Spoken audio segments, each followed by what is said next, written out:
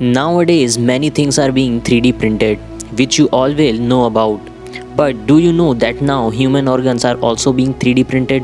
Yes, in today's video, we will talk about the 3D bioprinting. So let's start the video. I'm Shubham and you guys are watching the Terrestrial Tech.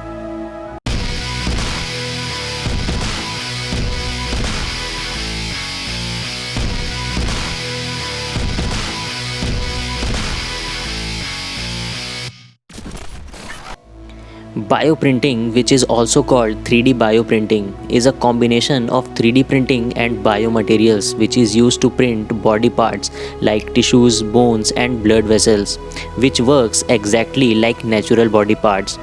It is mainly used for drug research, but recently it is also being used as a cell scaffold to repair the damaged ligaments and joints. Bioprinting has been used in the medical field since 2007 and can help to study or to recreate almost every tissues, cartilage and other organs of the body. Now let's look at its working. To start the 3D bioprinting, firstly the model of a structure to be printed is needed, which is printed layer by layer. The ink that is used to print it is called as bioink, in which living cells are either premixed or after printing the living cells are seeded into them.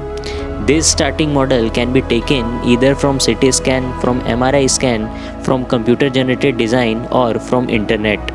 After that, this 3D model file is fed into a slicer, which is special type of computer program which analyzes the geometry of the model and generates a series of layers or slices, which if stacked vertically creates the shape of the original model. Cura and slicer are the examples of commonly used slicer. Once the model slices are ready, they are converted to path data and stored as G-code files and sent to the 3D bioprinter for printing. The bioprinter order-wise follows the instructions given in the G-code file, in which the temperature control of the extruder, control the extrusion pressure, control the bed plate temperature, frequency and 3D movement generated by the slicer are included. Once all the G-code commands are completed and print is ready, the living cells are seeded into them as a part of biostudy. Today, in the medical and scientific communities, 3D bioprinting has been used to test the regenerative medicines. Researchers at Harvard Wyss Institute have developed such 3D bioprinters that can produce vascularized tissues of living human cells, which is printed on a chip. They use these tissues made on this chip to connect them to the vascular channel so that nutritional elements can be given to these tissues so that the researchers can monitor their growth and development. Today, millions of people are on the waiting list for organ transplant, and many people are worried about the post-transplant damaging effect. In such a situation, there was a lot of need to find an alternative for organ transplant.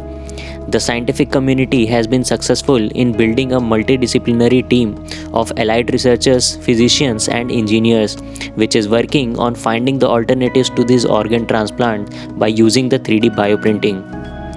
In the biomedical devices field, 3D bioprinting has enabled new developments such as sugar stents to help surgeons join veins with fewer complications. And as bioprinting evolves, it will become possible to use a patient's own cells to 3D bioprint skin and bone grafts, organ patches and even full replacement organs. So that's all for this video. If you liked this video, then subscribe to our YouTube channel and don't forget to hit the bell icon. See you guys in the next video.